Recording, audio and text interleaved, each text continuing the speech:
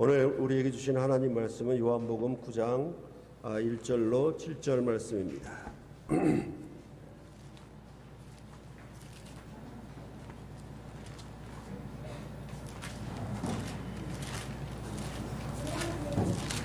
한 절씩 교대로 봉독해 올리겠습니다. 예수께서 길을 가실 때에 날 때부터 맹인된 사람을 보신지라.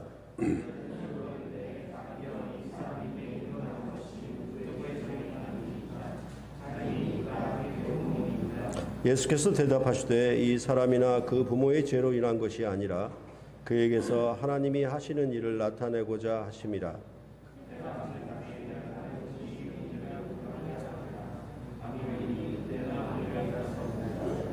내가 세상에 있는 동안에는 세상의 빛이로라.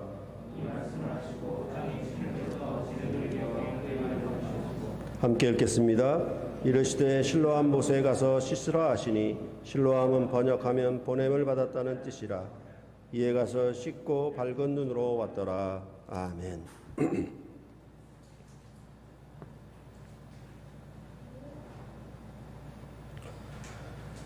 오늘 요한복음 9장에는 날 때부터의 맹인을 치료하신 표적이 나오고 있습니다. 요한복음의 표적은 그 표적 자체보다도 그 표적 다음에 나오는 표적으로 인한 담화, 주고받는 질문, 아니면 논쟁, 이런 것들이 더 중요합니다.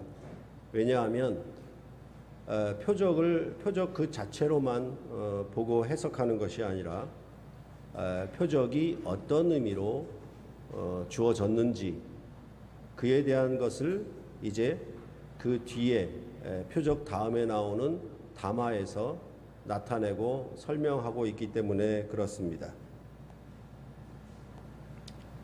그래서 마가복음이 어렵다라고 여러분에게 말씀을 드렸던 것은, 마가복음은 이러한 담화가 뒤따르지 아니하고 일어난 사건만 간략하게 말하고 지나가기 때문에 매우 해석이 어렵다라고 말씀을 드렸었습니다. 그러니까 만일 우리 가운데 요한복음 9장의 날 때부터의 맹인을 고치신 표적에 대하여 하나님은 못 고칠 질병이 하나도 없는 전능한 하나님이다라고 그렇게 아시면 요한복음 9장의 이 날 때부터의 맹인을 치료하신 표적에 대하여 바르게 해석하지 못하는 것이 됩니다. 그러니까 이 표적에 대해서 뒤에 말하는 내용이 있으니까 그 뒤에 말하는 내용에 대하여 충분히 아시면 이 표적이 어떤 의미다라는 것을 요한복음의 저자는 우리에게 알려주고 있는 것이니까 그거에 대해서 더 집중하시고 주목하셔야 한다라는 말입니다. 이처럼 요한복음 9장은 표적 플러스 담화, 이런 구조로 되어 있는데 그 내용 전체가 어떻게 구성되어 있는지 보는 것이 매우 중요합니다. 요한복음은 표적을 일으킨 다음에는 거의 논쟁이 뒤따르는 것을 볼 수가 있었습니다. 9장도 예외는 아닙니다. 그래서 오늘 설교 본문 1절부터 7절에 날 때부터의 맹인을 치료하신 표적이 기록이 되었고, 그 후로부터는 계속 질문이라든가 논쟁이라든가 이런 얘기가 이어지고, 마지막 그 39절로부터 41절에 이 표적을 행하신 결과와 목적, 그것에 대해서 분명히 밝히고 있습니다. 그러니까 그냥 요한복음 9장 1절로부터 7절만 읽고 거기에 하나님을 칭송하거나 놀라운 능력을 행하셨다거나 그렇게 우리도 이 날 때부터의 소경처럼 우리의 눈을 떴으면 좋겠다, 어떤 기적적인 사건이 일어났으면 좋겠다라고 푸시면 그거는 성경이 말하는 바 요한복음 9장이 말하는 바를 벗어나는 것이 되고 그것은 성경 저자보다 자기 자신을 더 높은 위치에 두는 그런 어리석은 일이 될 것입니다.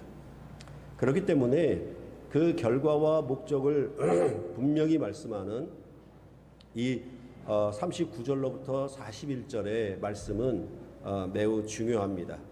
그러니까 일어난 표적보다 그 표적을 왜 행하셨는가, 어떤 목적으로 행하셨는가를 아는 것이 우리가 바르게 이 요한복음 9장을 이해하는 것이라 할 수 있겠습니다.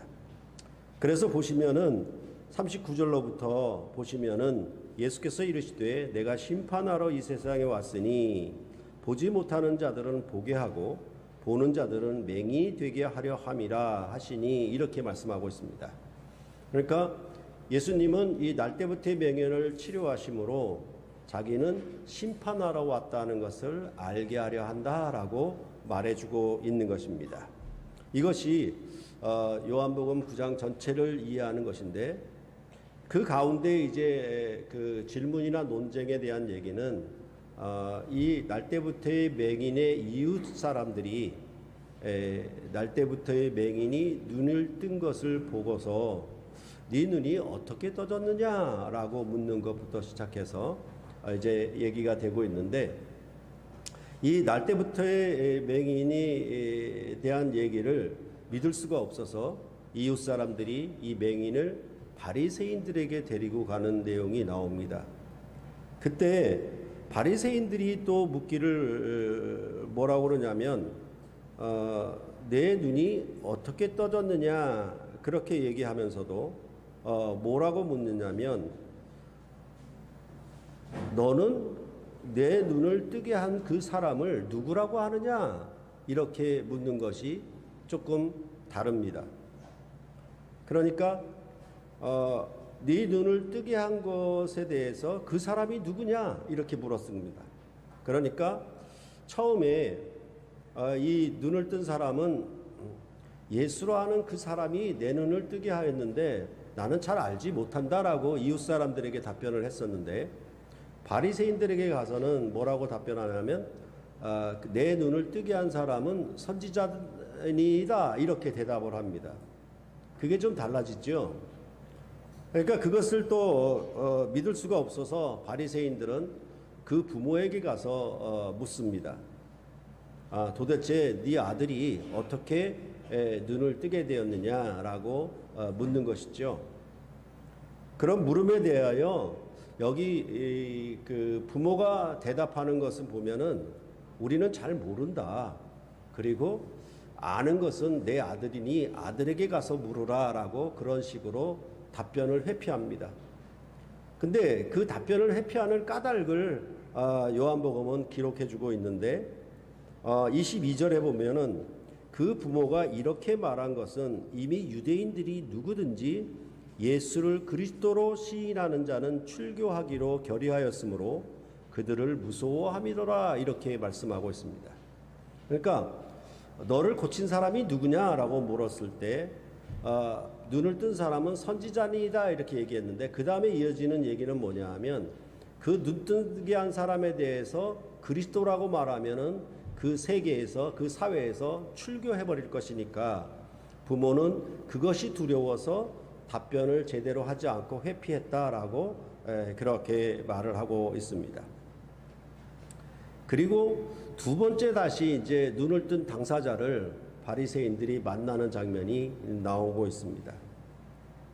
그때 이 바리새인들은 눈을 뜬 당사자에게 말하기를 우리는 모세의 제자라서 모든 것을 알고 있는데 너는 그 맹인으로 되었다가 눈을 떠 보는 그것에 대해서 너는 어떻게 생각하느냐? 우리가 보기에는 그 고친 사람이 죄인인 것 같다 이렇게 얘기를 합니다. 그런데 이 눈을 뜬 사람은 그렇게 말하는 바리새인들에게 창세 이후로 날 때부터의 맹인을 고치신 일은 내가 들어본 적이 없다. 이건 하나님이 아니면 절대로 하실 수 없는 일일 것이다. 그런데 그 나를 고친 사람이 하나님께로부터 오지 않았다면 아무 일도 할 수 없었을 것인데 하나님께로부터 왔기 때문에 이 일을 한 것이 아니냐, 이렇게 학생이 선생님에게 대든다 그럴까요? 나름대로 대응을 하는 그런 모습을 보여요. 그러니까 이 바리새인들이 화가 나서 감히 네가 죄 가운데 나가지고 우리들을 가르치느냐, 우리들을 코치하겠느냐, 그러면서 쫓아내어 보내겠죠 하지요. 그러자 예수님이 두 번째 그 쫓아냈다는 사실을 듣고 이 날때부터의 맹인을 만납니다. 그때 만날 때에 또 예수님이 묻죠. 네가 인자를 믿느냐? 그러니까 이 사람이 그가 누구시오니까 내가 믿고자 하나이다, 이렇게 답변을 하죠. 그러니까 예수님께서는 네가 그를 보았다. 지금 너와 말하는 자가 바로 그이다, 이렇게 얘기를 하고 있습니다. 그러니까 지난 시간에도 말했지만은 내가 있다, 내가 그이다라고 하는 얘기는 항상 구약의 여호와 하나님을 가리키는 그런 내용이었죠. 그러니까 이 맹인이 그 말씀을 듣고 내가 믿고자 합니다라고 얘기하면서 그 앞에 절을 합니다. 경배했다는 얘기죠. 그러니까 지금 이 가운데 논쟁의 얘기가 어떻게 되어 있습니까? 너를 고친 사람이 누구냐? 선지자냐? 그리스도냐? 이걸 믿느냐? 이런 식으로 가고 있죠. 그렇죠? 바리새인들은 우리는 도대체 그를 믿을 수가 없다, 이렇게 되고 있는 겁니다. 이런 내용들을 보면은 여러분들이 좀 더 눈치를 챌 수 있을 것 같습니다. 왜냐하면 아주 똑같이 일치하지는 않지만은 마가복음에도 이런 얘기가 나왔었기 때문에 그렇습니다. 무슨 얘기인고 하면 떡 5개로 5,000명을 먹이신 사건, 그 다음에 떡 7개로 4,000명을 먹이신 사건, 그 후에 예수님이 제자들에게 바리새인과 헤롯의 누룩을 주의하라, 이렇게 말씀하셨죠. 그러니까 이 제자들은 그 말씀을 바르게 알아듣지 못하고 엉뚱하게 해석한 것이죠. 우리에게 떡이 없으니까 그 남았던 강주리의 떡을 좀 가져올 걸, 우리 떡이 없으니까 이런 말씀을 하시는가 보다라고 잘못 이해를 했었습니다. 그때 예수님께서 뭐라고 얘기하냐면 너희가 아직도 알지 못하며 깨닫지 못하느냐? 왜 이리 마음이 둔하냐? 왜 이렇게 어리석으냐? 그러면서 무슨 얘기를 했냐면 보기는 보아도 보지 못하고 듣기는 들어도 듣지 못한다, 이런 말씀을 하는 거예요. 그러니까 깨닫지 못한다, 알지 못한다는 말과 뭐가 연결이 되냐면 보기는 보는데 보지를 못하는 것과 연결시켜서 얘기를 하는 거예요. 그렇게 말씀하신 다음에 뭐가 나오냐면 마가복음은 벳세다 맹인의 눈을 뜨게 하신 사건이 나오고 있는 것입니다. 그때 그 맹인의 눈에 침을 뱉으시며 안수하시고 보게 하셨죠. 그런데 첫 번째 안수에서 보는 것은 희미했고 제대로 밝히 보지를 못했습니다. 그러자 두 번째 안수하시니까 모든 것을 밝히 보게 되었더라, 이렇게 말하고 있습니다. 그래서 마가복음을 강론할 때 이 벳세다 맹인은 유독 두 번의 안수가 필요한 아주 특별한 케이스다라고 말씀을 드렸습니다. 그냥 말씀으로 보라, 보게 되라, 이렇게 하면 될 텐데 굳이 예수님은 침을 뱉고 두 번의 안수를 거쳐서 눈을 또 보게 한 일들입니다. 그리고 그 다음에 나오는 얘기가 무슨 얘기냐 하면 예수님이 제자들에게 사람들은 나를 누구라고 하느냐.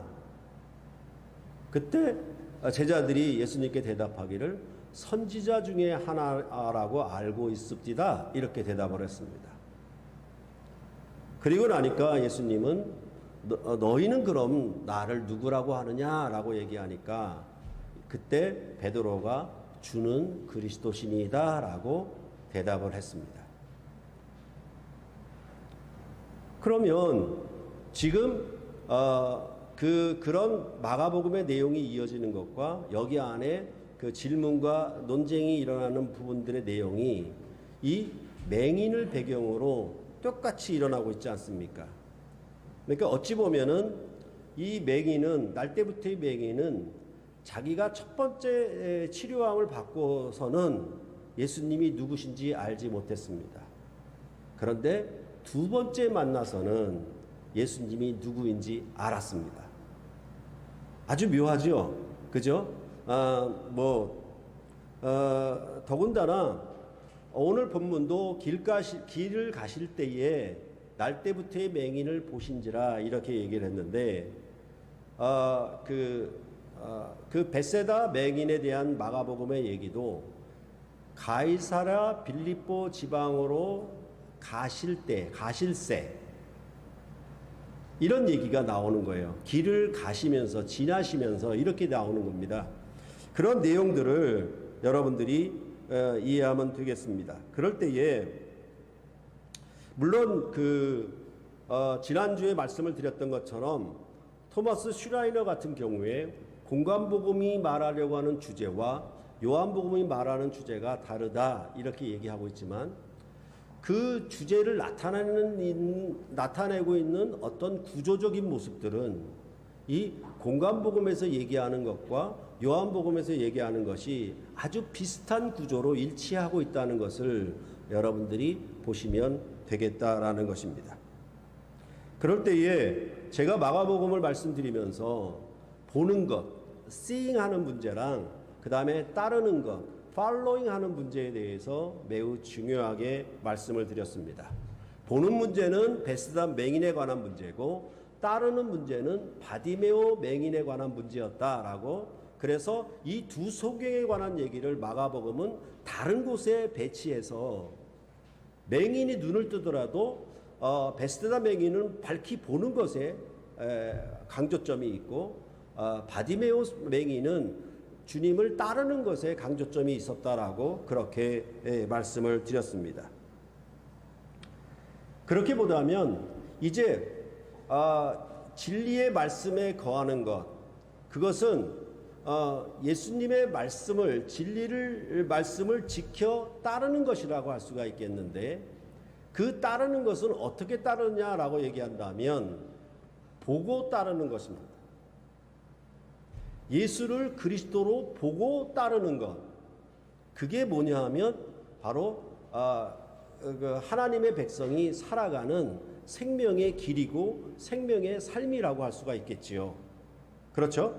그런 부분인데 이제 이 보고 따르는 문제에 대해서 우리가 그 공관복음서에도 매우 중요하게 여겼듯이 이제 요한복음 6장에도 아시는 바와 같이 오병이어의 떡 사건이 나오죠. 그 다음에 7장과 8장에 성전에서 가르치심에 대한 얘기가 나오지요. 그 다음에 9장에 눈을 떠 보게 한 사건이 나옵니다. 그러니까 떡 사건이 있고 그 다음에 가르침이 있는데 그 가르침의 내용은 뭐냐 하면 너희가 아직도 깨닫지 못하느냐 아직도 알 수 없느냐 이런 내용 속에서 전개되는 것이고 그 다음에 9장에 눈을 떠 보게 하는 사건이 나오는 것은 마치 마가복음의 흐름과 구조에 같아 있는 것이고 그러면 이 요한복음 9장에 눈을 떠서 보게 되었다는 일들은 그 다음에 어떤 얘기가 나오게 되냐면 요한복음 10장에는 예수님이 선한 목자고 그 양들은 그의 음성을 듣고 따라가는 것으로 나오고 있다는 것입니다. 즉 요한복음도 보고 따르는 것 이렇게 얘기를 하고 있다는 점을 우리가 생각을 해야 한다라는 것입니다. 그러니까 이런 것들은 이제 여러분과 제가 함께 성경을 대하고 있으니까 제가 억지로 모형론으로 끼워 맞추려고 하는 것이 아님을 여러분들이 잘 아실 수가 있을 것입니다. 그런데 이렇게 요한복음을 읽으면서도 마가복음을 떠올릴 수 있었던 것은 바로 마가복음 때문이라고 할 수도 있겠지요. 저도 그렇고 아마 여러분도 마가복음 때문에 혹시 눈이 떠진 것이 아닌가 이렇게 생각을 합니다. 여하튼 간에 요한복음에서도 이 본다라고 하는 것, 이 봄에 대해서 매우 중요한 주제로 다루고 있습니다. 그래서 1장 50절에 이보다 더 큰 일을 보리라 이렇게 말씀하시므로 요한복음의 서론의 결론적인 말씀을 하셨습니다. 그러면 이제 요한복음 2장부터 전개되는 모든 내용은 뭐냐면 더 큰 일을 보리라 라는 것입니다. 그럴 때에 그 더 큰 일을 얘기하고 또 보는 것에 대해서 우리가 중심적인 요한복음의 중심에서 얘기한다면 바로 이 날때부터의 맹인을 치료함으로 보게 한 것이라고 말할 수 있겠습니다. 그러니까 서론에 더 큰 일을 보리라 라고 얘기했고 이제 요한복음 9장에서 눈을 떠 보게 하는 사건이 나왔고 그런데 이 본다라고 하는 얘기가 요한복음에는 보는 것으로만 결말이 짓는 것이 아니라 도리어 보지 않고 믿는 자들은 복되도다라는 것으로 마치고 있습니다. 그러니까 일관되게 보는 것으로 얘기를 했다가 마지막에는 뭐냐 하면 보지 않고 믿는 자들은 복되다라고 얘기해서 이제 보는 것에 대해서 완전히 반전이 일어난 것이죠. 그렇죠? 그 반전이 일어난 그 계기가 뭐냐 하면 예수의 부활 사건입니다.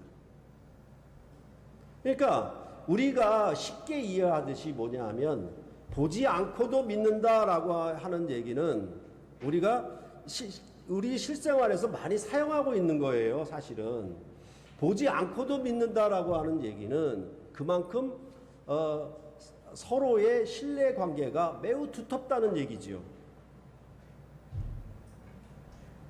그래서 부부 관계를 얘기할 때도 어떻게 얘기하냐면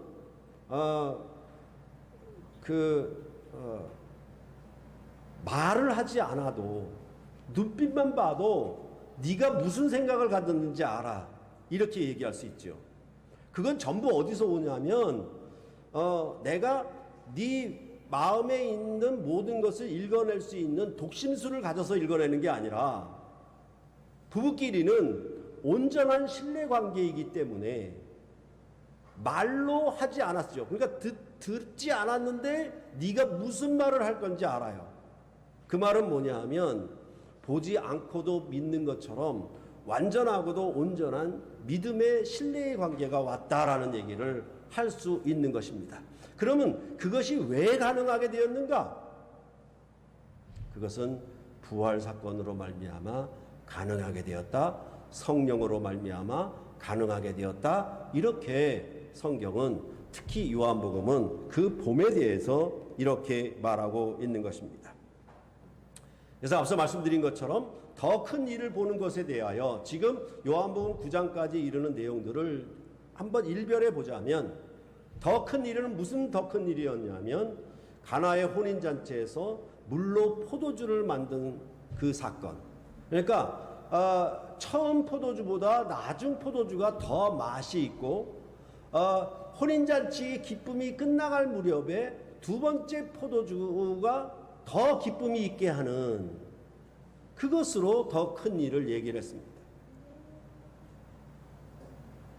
혼인잔치를 얘기했다라고 하는 것은 기본적으로 하나님과 그의 백성이 언약관계이기 때문에 혼인관계이기 때문에 가장 먼저 이 혼인잔치의 표적을 첫 표적으로 요한복음은 얘기한 것입니다. 그러면 이 더 큰 혼인잔치는 어디서?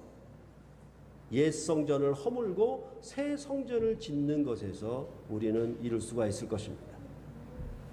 또한 이 새 성전에 참여해서 혼인잔치에 더 큰 기쁨을 맛보는 자들은 어떤 사람이냐?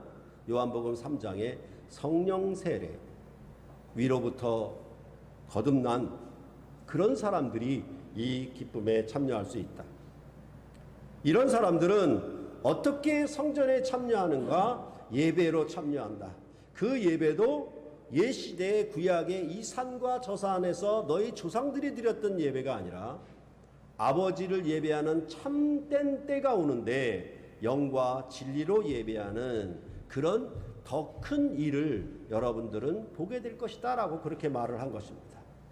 그러면 그 성전에서 예배하는 이런 얘기들은 어떤 얘기냐면 반드시 안식일을 통해서 얘기를 하겠지요.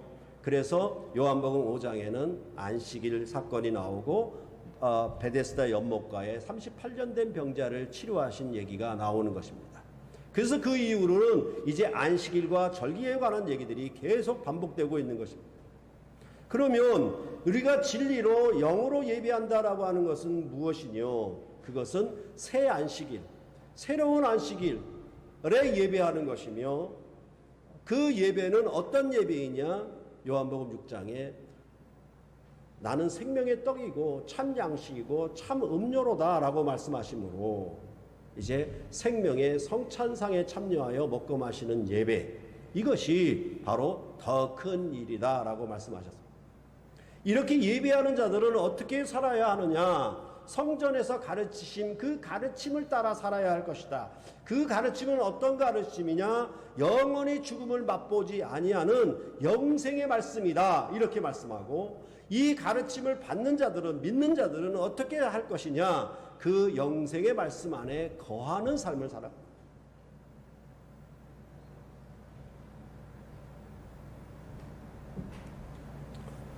그럼 이러한 더 큰 새로운 생명의 삶을 어떻게 가능한 것이냐? 눈이 떠져야, 눈을 뜨고 보게 되어야, 그래야 따라갈 수 있다. 그 목표는 어디겠습니까? 요한복음 11장에 죽은 나사로의 부활 사건일 것입니다.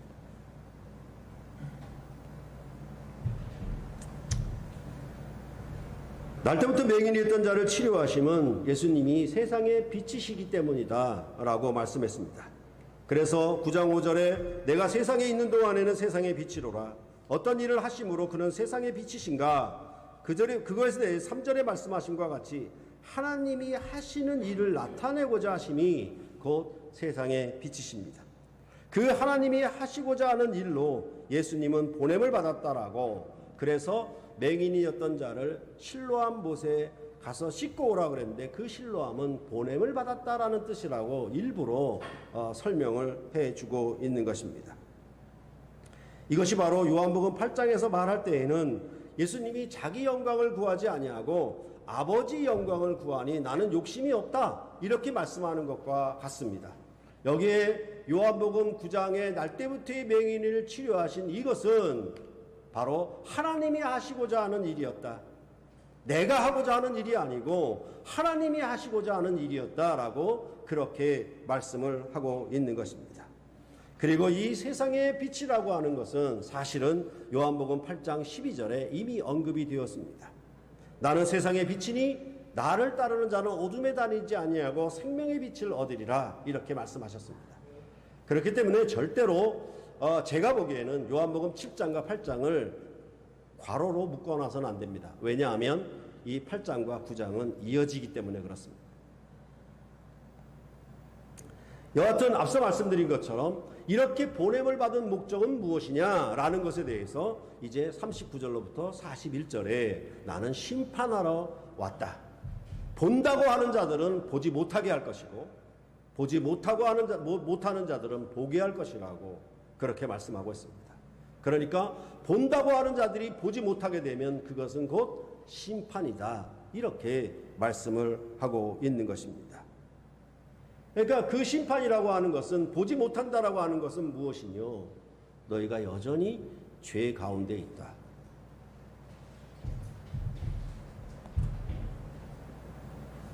그랬을 때 여기서 본다고 하는 자들은 요한복음 9장 안에서 보면은 분명히 바리새인들을 가리키는 것입니다. 보지 못하는 자는 맹인이 되었던 자를 가리킨다라고 볼 수 있겠습니다. 바리새인들이 본다고 하니 오히려 그들이 죄 가운데 있는 심판을 당하고 있다라고 말씀을 하고 있는 것입니다. 그들은 모세의 제자였습니다. 그들은 모세는 어디서 왔는지 알고 있습니다. 그러나 예수님은 어디서 왔는지 모른다라고 했습니다. 바로 이 점이 맹인이 있던 장애인에게는 매우 이상했습니다. 그래서 앞서 말씀드린 바와 같이 창세 이후로 맹인으로 난 자의 눈을 뜨게 하는 일들은 들어본 적이 없는데, 하나님께로부터 오지 않았으면 이런 일을 감히 누가 하겠느냐라고 말할 정도로 이 모세의 제자들인 바리새인들은 예수님이 어디서 왔는지 알지를 못했다라고 말하고 있는 것입니다. 그렇게 볼 때 요한복음 9장에는 전체적으로 창조의 언어가 매우 많이 나오고 있습니다. 물론 요한복음 처음 시작할 때에도 1장, 2장 이렇게 넘어갈 때는 이튿날, 3일 후 이렇게 얘기하는 건 전부 창조의 7일을 얘기하는 방식이라고 말씀을 드렸습니다. 그만큼 요한복음은 이 창조 언어가 매우 잘 나타나 있다라는 말입니다. 그럴 때 이 창조의 언어는 어떤 언어냐면은 4절에 낮과 밤의 얘기가 나온다는 거. 낮에 창조하고 밤에는 쉬는 방식이겠죠. 그렇죠? 그리고 진흙을 이겨 눈을 바르는 일은 마치 흙으로 사람을 창조하는 것과 같은 것을 연상시키는 그런 것이 나오고 있습니다. 더군다나 32절에는 창세 이후로 이렇게 말하고 있는 점이 이 요한복음 9장의 창조의 언어가 매우 많이 나오고 있는 것입니다. 더군다나 이 빛에 관한 것들도 사실은 요한복음 1장에서 이미 창조의 빛을 언급을 했었습니다.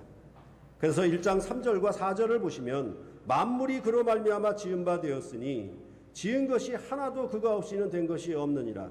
그 안에 생명이 있었으니 이 생명은 사람들의 빛이라. 만물의 지으심, 그 다음에 사람들의 빛, 이렇게 얘기해서 그 창조와 빛을 연관시켰던 그 내용이 오늘 본문에서도 여전히 나오고 있다라는 것입니다. 그런데 이제까지 보았던 것처럼 오늘 사건은, 이 표적은 창조 이후로 본 적이 없는 사건입니다. 또한 자고로 눈을 떠 보지 못함은 심판이라고 말을 했습니다. 그럴 때 왜 이것을 심판이냐? 심판의 결과가, 그 처벌을 받는 결과가 어떤 모습으로 나타나느냐에 대해서 이사야서 6장은 우리에게 얘기를 해주고 있는 것입니다. 이사야서 6장 9절로부터 10절에 보면 여호와께서 이르시되 가서 이 백성에게 이르기를 너희가 듣기는 들어도 깨닫지 못할 것이요 보기는 보아도 알지 못하리라 하여 이 백성의 마음을 둔하게 하며 그들의 귀가 막히고 그들의 눈이 감기게 하라. 염려하건대 그들이 눈으로 보고 귀로 듣고 마음으로 깨닫고 다시 돌아와 고침을 받을까 하노라 하시기로라고 얘기를 하고 있습니다. 이사야는 이스라엘 백성의 심판을 전하는 그런 선지자로 부름을 받았습니다. 도대체 내가 이 말을 언제까지 해야 됩니까? 그럴 때 여호와 하나님은 이 땅이 황무하게 돼서 이 땅이 들짐승이 사는 그런 황폐한 땅이 될 때까지 네가 이 예언을 계속해라. 이 심판을 계속 경고해라 라고 얘기했습니다. 그 심판은 뭐냐? 보기는 보아도 보지 못하는 것, 듣기는 들어도 듣지 못하는 것입니다. 깨닫지 못하고 알 수 없는 것이라고 그 심판을 이렇게 얘기하고 있는 것입니다. 물론 물리적으로는 가나안 땅에서 쫓겨나 바벨론 땅에 흩어지는 그 유리함을 당하는 것이 그런 물리적인 현상이지만은 그것보다 뭐라고 얘기하냐면 보기는 보아도 보지 못하는 것이 심판이다. 이렇게 얘기를 하고, 듣기는 들어도 알지 못하고 깨닫지 못하는 것이 심판이다. 그러니까 네가 그렇게 가서 선지자로서 증거하는 것은 보지 못하도록 해라, 듣지 못하도록 해라, 이렇게 심판을 선언하는 방식이 바로 이사야였습니다. 이러한 징벌을 70년 동안 이스라엘 백성은 바벨론 땅에서 복역함으로 치렀습니다. 그리고 바벨론에서 돌아오는 새 출애굽을 하나님은 새 일을 행하실 것이라 이렇게 이사야서는 말해주고 있습니다.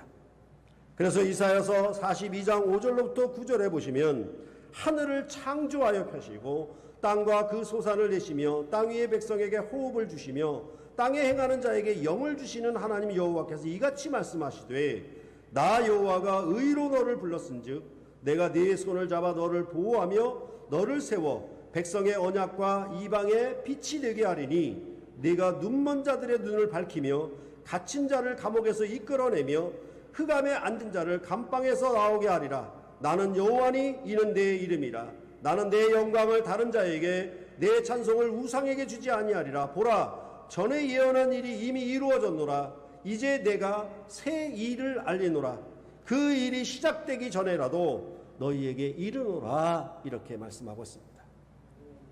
이스라엘의 패망 시점에 너희가 70년의 복역 후에 바벨론에 돌아오는 것에 대하여 뭐라고 얘기하냐면 창조의 하나님이 빛을 비추실 것이라고, 그 빛은 이방의 빛이 될 것이라고, 그것은 새로운 언약이 될 것이라고, 이제 그들의 눈을 밝힐 것이라고, 그들의 귀를 열게 하실 것이라고 이렇게 말씀을 하고 있는 것입니다. 눈이 먼 것이 심판이라면 눈을 뜬 것은 구원입니다. 그 일을 가리켜 새 일이라고, 새 출애굽의 구원이라고 이사야는 얘기를 하고 있고, 그 새 일을 창조주를 배경으로 하고 있다는 것을 여러분들은 보실 수가 있을 것입니다. 그렇기 때문에 이제 바벨론에서 돌아오는 것은 물론 새 창조, 새 출애굽이긴 하지만 항상 이 창세기와 출애굽기는 붙어 있어요. 그러니까 창조와 출애굽은 떼어놓을 수가 없어요. 그럴 때에 이 새 출애굽은 무엇을 가져오느냐? 새 창조를 가지고 온다. 즉 이사야서가 예언한 이 새 창조가 어떻게 새 출애굽의 일로 이루어졌느냐, 나타났느냐, 때가 참에 이것을 완전히 이루었느냐라고 하는 것이 바로 마가복음의 핵심 내용인 것입니다. 메시아 왕국이 도래하게 되면 새 창조의 사역이다. 새 출애굽의 새로운 나라를 이루는 것이다 라고 그렇게 말하고 있는 것입니다. 그렇다면 왜 실로암 못에 가서 씻으라고 했는가? 그러니까 예전에 그 뭐죠? 할렐루야 기도, 포천에 있었던 할렐루야 기도 가면 거기 생수가 나온다고, 그 생수를 바르면 병이 낫는다고. 완전히 미신이거든요. 이 우상들이 하는 짓거리를 그대로 했거든요. 근데 그것에 전부 어떻게 되냐면 미혹되는 거예요. 그럼 실로암 못에 가서 씻었다는 것은 그 물이 생수이기 때문에, 병을 치료하기 때문에 그런 것이냐? 다 이런 말씀을 해석을 잘 못하니까 엉뚱한 대로 미신으로 그렇게 해석하고 마는 것입니다. 이스라엘이 범죄하여 아수르에게 망함은 곧 그들이 실로암 물을 버렸기 때문이라고 이사야서 8장 6절은 말하고 있습니다. 이 백성이 천천히 흐르는 실로암 물을 버리고 르신과 르말리아의 아들을 기뻐하느니라. 이스라엘 백성은 여호와 하나님께 의뢰하지 아니하고 이방 나라와 이방 권세와 이방의 우상을 의뢰했습니다. 그것을 뭐라고 얘기하느냐? 실로암 물을 버려봤다 이렇게 얘기하는 것입니다. 그래서 너희가 까막눈이 되지 않았냐 이렇게 얘기를 하고 있는 것이죠. 근데 예수님은 이제 그 실로암 물을 복원하신 것입니다. 새롭게 하신 것입니다. 눈을 또 보게 한다. 그 일로 예수님은 보냄을 받았다라고 말씀을 하고 있는 것입니다. 그러니까 결국은 이게 무슨 말이냐면, 바리새인들은 모세 율법의 기준을 가지고 예수를 바라보고 예수의 가르침을 재단해서 예수를 버릴 것입니다. 그들이 실로암 물을 버렸던 그들의 조상들처럼 이제 이 실로암 연못에 치료하는 주님으로 오셨던 새 창조의 새 빛을 주시는 세상의 빛으로 오신 이분을 그들은 버릴 것입니다. 마치 부자 청년이 십계명은 다 지켰어도 예수의 말씀은 부인하고 돌아갔던 것과 마찬가지로 그렇게 행할 것입니다. 그러므로 이제 새 창조의 빛이 이방인 가운데 빛으로 오실 것입니다. 그들의 눈을 뜨게 하고 그들이 갇혔던 흑암의 감옥에서 나오게 할 것입니다. 이전에 없었던 새 일, 즉 새 창조와 새 출애굽을 행하실 것입니다. 그리하여 베드로가 주는 그리스도라고 본 것처럼 날 때부터 맹인이었던 자가 예수님을 두 번째 만나고 내가 그다라고 하신 말씀을 듣고 그를 믿고 경배하여 절하였던 것처럼 예수님은 새 창조의 사역으로 새로운 백성을 지으실 것을, 새 사람을 창조하실 것을 그렇게 말씀을 하고 있는 것입니다. 아무 죄도 찾을 수 없었던 예수님이 멸시와 천대와 침뱉음을 당하시고 십자가를 지실 것입니다. 십자가에 죽고 부활하심은 새 창조의 사역입니다. 이제 성령으로 자기 백성을 새롭게 지으시는 새 역사, 새 일이 일어나게 된 것입니다. 부활하신 주님이 제자들을 찾아오셔서 성령을 주시고 그들로 부활의 주님을 만지고 보게 하셨습니다. 영생이 무엇인지, 영원한 생명이 무엇인지, 부활이 왜 진리고 생명인지 그것을 만지고 보게 하셨습니다. 그리하여 나의 주님이시요 나의 하나님이시요 라고 고백하게 하셨습니다. 바로 이 예수님의 십자가의 사역으로 말미암아 이전에 죄 가운데 거하였고 흑암 가운데 어둠 가운데 다녔던 자들을 그들을 흑암에서 감옥에서 구출하는 빛이 어둠에 비치는 놀라운 새 일이 일어났다라고 그렇게 말씀을 하고 있는 것입니다. 새 창조와 새 출애굽으로 죽음에서 부활하신 새 생명의 빛을 그들 가운데 선물하신 것입니다. 그것은 바로 이방의 빛이 되셨다 그렇게 말씀하고 있는 갈릴리 땅처럼 정말 그늘질 땅에 흑암에 거하는 자들에게 큰 빛이 비추는 것처럼 어둠에 거했던 자들에게 빛을 비추는 세상의 빛으로 오셨고 그들로 하여금 이전에 전혀 볼 수 없었던, 전혀 할 수 없었던, 창세 이후로 경험하지 못했던 새 창조의 사역이 일어나 이제 주의 부활하심을 통하여 성령을 부으심으로 말미암아 그들의 눈이 떠지고 보게 하고 깨닫고 알게 하는 새 역사를 일으키실 것이라고 약속하였던 그 일이 이제 요한복음에서 성취되었다.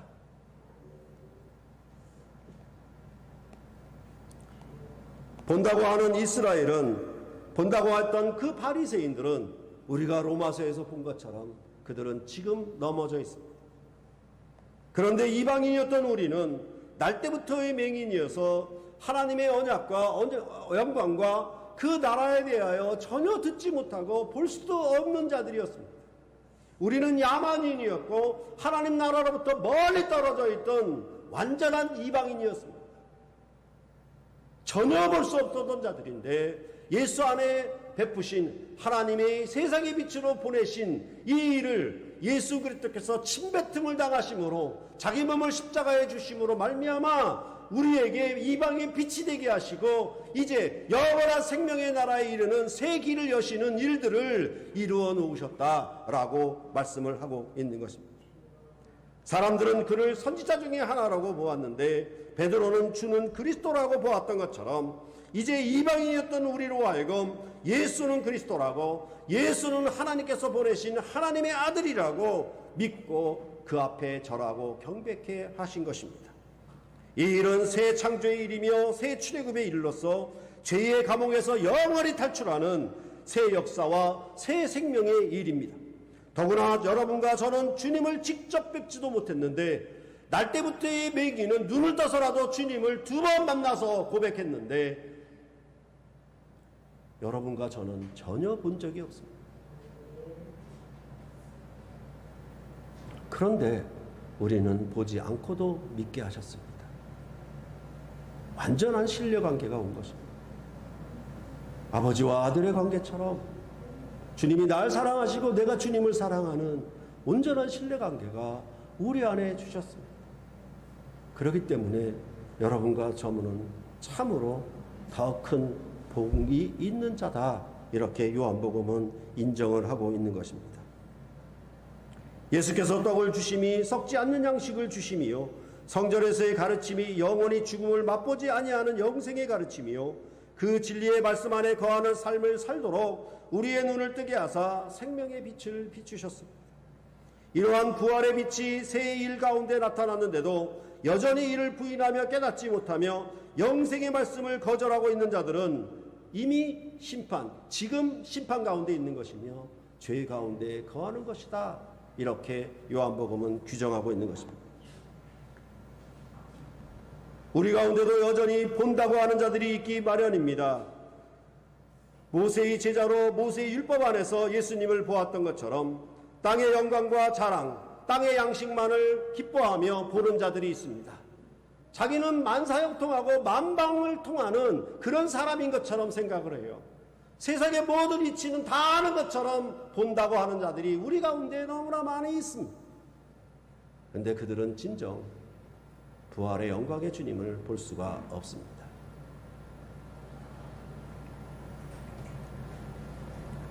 특히 교회 안에서 본다고 하는 자들 때문에 우리는 이토록 어려움과 고통을 당하고 있습니다.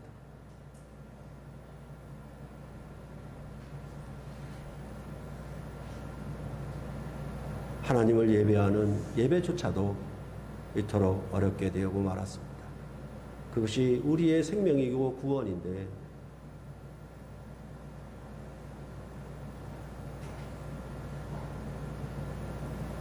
그렇기 때문에 이 본다고 하는 것 이게 얼마나 중요한지 여러분들은 이런 현 시대에서 현 상황 속에서 더 깊이 절감하셔야 할 것입니다. 로마서에서 우리가 보았던 것처럼 하나님의 선하시고 온전하시고 기뻐하신 뜻을 분별하는 것 그것이 영적 예배를 드리는데 필수 요건입니다.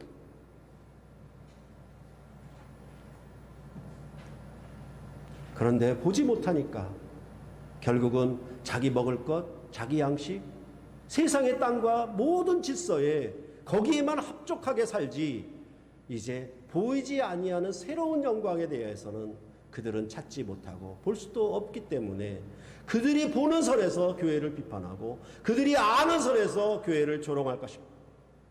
우리는 그런 비난과 조롱에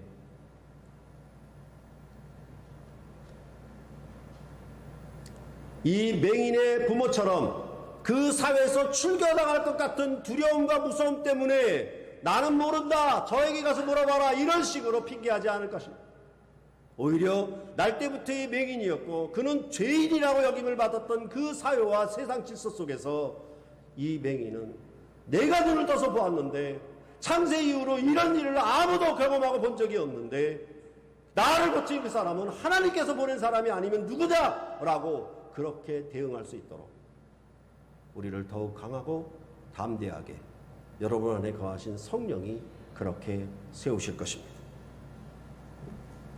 그리하여 우리가 드리는 이 예배를 소중히 여기고 생명으로 알고 내 모든 삶의 질서 가운데 이 영광을 더 사랑하고 기뻐하며 절대로 억누르지 않고 지배당하지 아니하고 오히려 더 담대하게 서서 주님 안에서 이 생명의 삶을 이어갈 것이며 아울러 우리에게 주신 성령 안에서 새로운 사람으로 성령 안에 새로운 진리를 거하며 그 진리의 말씀을 지켜 영생의 길을 가는 존귀한 삶을 이 땅에서 살 것입니다. 그러지 않은 자는 심판 가운데 있는 것이고 주님을 보지 못하는 자들이고 이 진리의 말씀을 거절하여 십자가에 못 박은 자들이라고 그렇게 요한복음은 말씀하고 있습니다. 여러분의 삶이 정말로 눈을 떠 보시길 바랍니다.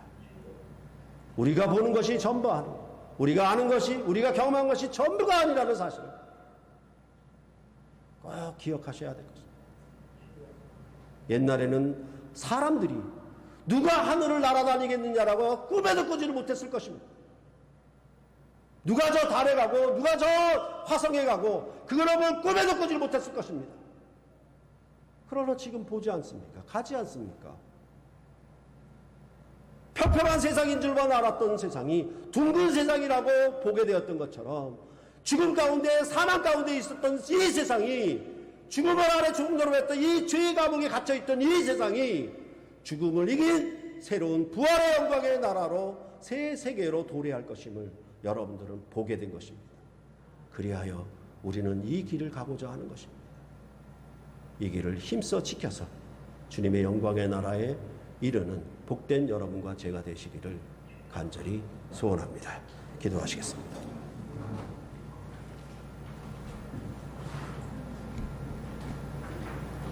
하나님 아버지 고맙습니다. 부활의 날에 주님의 상에 초대하셔서 죽음을 이긴 영원한 생명의 양식을 먹게 하시고 우리에게 언약의 피로 주신 그리스도의 잔을 먹고 마시며 죽음을 이긴 새 생명의 권세로 살게 하여 주셔서 주님께서 우리에게 가르치신 주님의 말씀을 깨닫고 알고 보고 들어서 이 영광의 길을 가게 하여 주셨사오니 참으로 감사합니다. 제가 누구건데 우리가 무엇이건데 이처럼 우리를 사랑하여 주셔서 우리는 여전히 모세의 율법 안에 갇히거나 아니면 이방인으로 죄와 사목의 감옥에 갇혀서 영원히 죽을 수밖에 없는 비참한 인생들을 그리스도 예수 안에서 세상의 빛으로 오시고 우리를 구원하사 이제 우리로 주 안에서 빛이 되게 하시고 빛의 자녀들이 되게 하여 주셔서 우리로 하여금 이 땅에 살아도 생명길을 가게 하시고 부활의 영생의 길을 가게 하여 주셨사오니 참으로 감사를 드립니다.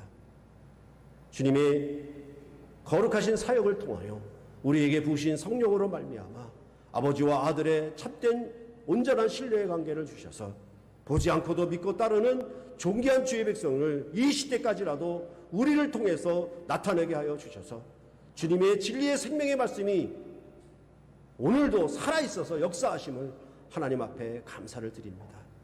오늘도 이런 모든 어두운 상황 속에서도 불구하고 오직 진리의 말씀을 생명의 길을 밝혀 쫓아가는 존귀한 주의 백성들을 일으키사 성령 안에서 하나님을 진리로 예배하는 존귀한 주의 백성들로 하여금 하나님이여 죄의 감옥에서 탈출한 영원한 생명의 삶을 늘 살아갈 수 있도록 복주시되 우리가 눈으로 보는 것 우리가 이 땅에서 경험하는 것으로 전부 삼지 말게 하여 주옵시고 예수의 부활의 빛을 보게 하여 주셔서 죽음을 벗어나 새 생명의 영광의 나라에 이르도록 날마다 주님의 말씀을 듣고 그 진리 안에 거함으로 우리가 부활의 길을 가게 하여 주시옵소서. 이 땅에 영생의 말씀을 지켜 살게 하여 주시옵소서. 세상에 먹고 마심 썩을 양식을 구하여 찾지 말게 하여 주시옵시고 썩지 않을 양식을 주신 우리의 임금 되신 주님을 나의 주 나의 하나님으로 고백하며 그 앞에 경배하며 살아갈 수 있도록 새물교회 성도들을 복주시옵소서. 저들의 믿음의 여정을 더욱 굳게 하시고 강하고 담대하게 하여 주셔서 온갖 세상의 조롱과 핍박